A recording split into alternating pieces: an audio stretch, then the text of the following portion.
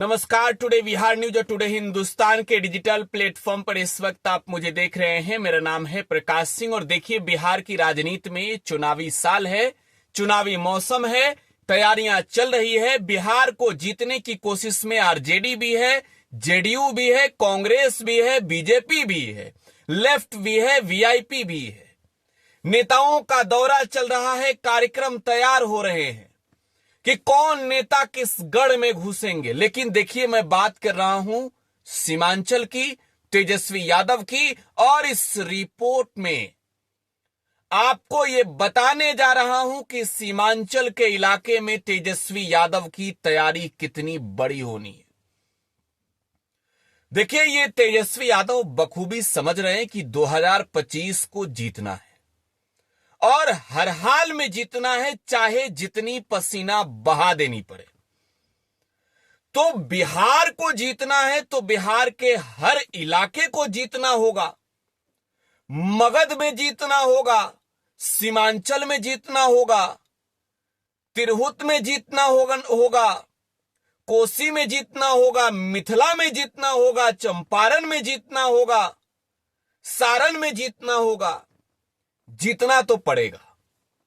तो तेजस्वी यादव इस बात को भी समझ रहे हैं कि 5 साल क्या हुआ, जनता के बीच ही चल के बताई जाए। सबसे बड़ी बात कि जो सीमांचल का इलाका है, देखिए सीमांचल का इलाका जो है, उस इलाके में इस बार दबदबा कैसे बनाई जाए। सीमांचल कभी तेजस्वी के लिए सेफ जोन था, लेकिन अब सीमांचल में पप्पू यादव निर्दलीय पूर्णिया से चुनाव जीत गए। सीमांचल में ओवैसी की पार्टी 5 सीट जीत गई। तो अब तो समझ गए हैं तेजस्वी यादव कि सीमांचल जीतना ही होगा। और देखिए, सीमांचल को जीतने के लिए रणभेड़ी बजने से पहले तेजस्वी पूर्णिया पहुंच रहे हैं। जी हां, पप्पू यादव के पूर्णिया में तेजस्वी यादव पहुंच रहे हैं। और इससे भी बड़ी बात कि वहां मुसलमानों के बीच जा रहे हैं। देखिए, मुसलमान कहने को तो लालू यादव के कैडर वोटर है, कोर वोटर है, लालू यादव को जिताते हैं। मुसलमान कहने को तो आरजेडी के एकदम खूंटा ठोके हुए वोटर है। लेकिन जब लोकसभा के चुनाव की बारी थी तो पूर्णिया में मुसलमानों ने हरवा दिया आरजेडी को, जिताया पप्पू यादव को। देखिए, पप्पू यादव का पूर्णिया से एक अलग लगाव है, वो पूर्णिया के बेटे हैं। और आपको मालूम है कि पूर्णिया के इलाके में पप्पू यादव कोई एक नया चेहरा नहीं है। पूर्णिया से वो कई बार निर्दलीय जीते हैं, तो इस बार भी निर्दलीय जीत गए। लेकिन जो लालू यादव के कोर वोटर थे, यादव और मुसलमान, देखिए आरजेडी की जब बात होती है सियासत में तो ये कहा जाता है कि एमवाई समीकरण, मुस्लिम और यादव, ये दो ऐसे कास्ट के लोग हैं जो पूरी तरीके से जो है वो आरजेडी के साथ होते हैं। लेकिन ठीक इसके विपरीत जो है वो वोटिंग हुई पूर्णिया में। एमवाई समीकरण के जो लोग थे वो पूरी तरीके से पप्पू यादव की तरफ टूट पड़े, पप्पू यादव को जिता तक दिया। और देखिए, ओवैसी की भी मैं बात कर रहा हूं। ओवैसी सीमांचल के इलाके में आते हैं और 5 सीट बिहार विधानसभा चुनाव 2020 में जीत जाते हैं। यह अलग की बात है कि उनके 4 विधायकों को तेजस्वी ने तोड़ लिया, आरजेडी में शामिल करा दिया। और तेजस्वी सीमांचल में अब इस बात पर जोर देने में लगे हैं कि किस तरीके से सीमांचल को जीतना है। देखिए, रमजान का पाक महीना चल रहा है, दावत इफ्तार भी हो रही है। और पटना के राबड़ी आवास का वो इफ्तार मैं अभी भी नहीं भूलता हूं। जब बिहार में सियासी तूफान आया 2022 में, उससे पहले तेजस्वी यादव के एक निमंत्रण पर नीतीश कुमार सीएम हाउस से पैदल ही राबड़ी आवास पर पहुंच गए थे। तो देखिए, ये रमजान का पाक महीना फिर से चल रहा है और रमजान के इस महीने में तेजस्वी यादव दावते इफ्तार पर मुसलमानों को बुला रहे हैं। कहां बुला रहे हैं?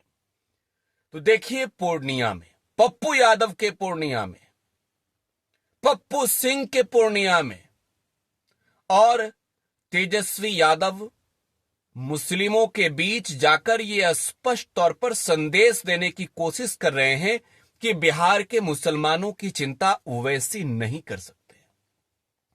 बिहार के मुसलमानों की चिंता ओवैसी ने की ही नहीं, और वो तेजस्वी यादव हैं जो मुसलमानों की चिंता करते हैं, मुसलमानों की बात करते हैं, और यही वजह है कि दावते इफ्तार पर पूर्णिया पहुंचे। पूर्णिया में बैठकर तेजस्वी यादव जो है पूरे सीमांचल को समेटेंगे। देखिए दावते इफ्तार बेहद खास होनी है। इफ्तार पार्टी तो हर बार लालू यादव भी करते थे, तेजस्वी यादव भी करते हैं, लेकिन खास बात यह है कि सीमांचल के जिलों को जीतने के लिए, मैं किशनगंज की बात करूं, कटिहार की बात करूं, अररिया की बात करूं और पूर्णिया की बात करूं, तो ये 4 ऐसे जिले हैं। इन जिलों में तेजस्वी यादव ने समझ लिया है कि अगर पसीने नहीं बहाए तो मुश्किलें होगी, और यहां जो है वो आरजेडी की ताकत को कमजोर करने की कोशिश तमाम पार्टियां कर रही है। इसमें ओवैसी का भी नाम है, प्रशांत किशोर का भी नाम है। तो देखिए तेजस्वी अब घरों से निकल रहे हैं। खास बात यह है कि ये जो किला है, लोकसभा के चुनाव में यहां पर जो है वो महागठबंधन की ताकत दिखी।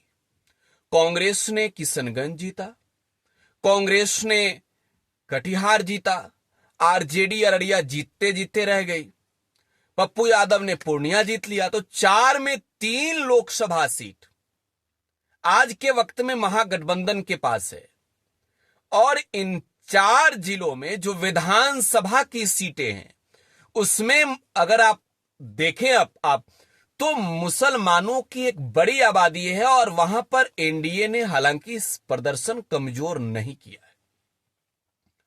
तो देखिए अब तेजस्वी यादव इस बात को समझ रहे हैं कि अररिया में मुसलमानों ने आरजेडी के खिलाफ वोट कर दिया, कई जगहों पर, अररिया में कई बूथों पर। तो मुसलमानों की नाराजगी है क्या नाराजगी है? देखिए इस बार अब मुसलमानों को खुश करना है। तेजस्वी यादव जब मुसलमानों के लिए खड़े होकर सदन के अंदर ये कहते हैं कि कोई माई का लाल मुसलमानों के वोट देने के अधिकार को नहीं छीन सकता है, तो यह स्पष्ट दिखाता है कि बिहार में मुसलमानों के हित की बात करने वाले वो इकलौते नेता हैं। क्योंकि एक और जो है वो एनडीए में शामिल तमाम घटक दल, दूसरी ओर महागठबंधन, और महागठबंधन के एक प्रखर चेहरा तेजस्वी यादव। तो पूर्णिया की धरती को तेजस्वी यादव ने चुन लिया है। पूर्णिया प्रमंडल है, आपको मालूम है, माता पूरन देवी का वो मंदिर भी है वहां पर, माता पूरन देवी के नाम से पूर्णिया का नाम पड़ा है। तो पूर्णिया सहित किशनगंज, कटिहार, अररिया, ये 4 ऐसे जिले जहां मुसलमानों की इतनी बड़ी आबादी है कि बिहार की राजनीति में मुसलमान जो है वो अपनी औकात दिखाते हैं।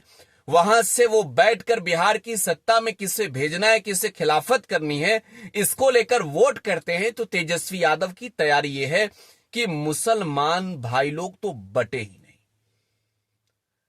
तो तारीख तेजस्वी यादव ने तय कर लिया है। तारीख फिर से मैं कह रहा हूं कि वो 22 मार्च को पहुंच रहे हैं वायसी में, पूर्णिया के वायसी में एक कार्यक्रम को उन्होंने रखा है, और यह कार्यक्रम दावते इफ्तार का है। और दावते इफ्तार के जरिए ही तेजस्वी यादव सीमांचल में एक बड़ी राजनीतिक लड़ाई का आगाज भी करेंगे, और मुसलमानों के बीच एक ऐसे चेहरे बनेंगे कि विधानसभा के चुनाव में भरे तमाम जो रास्ते में कांटे हैं वो आएंगे, लेकिन तेजस्वी उसे चीरकर तोड़कर आगे निकलेंगे और मुसलमानों का साथ उन्हें मिलेगा।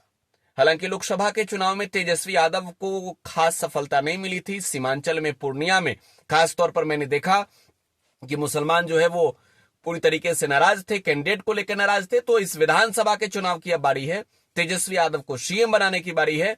मुसलमान कितना साथ देंगे आप ही बता दीजिए कमेंट बॉक्स में। हालांकि तेजस्वी के इस कार्यक्रम को लेकर बड़ी उत्साह सीमांचल के इलाकों में आरजेडी कार्यकर्ताओं में, खासतौर पर मुस्लिम विंग के नेताओं में। आप टुडे बिहार न्यूज के साथ बने रहें। धन्यवाद।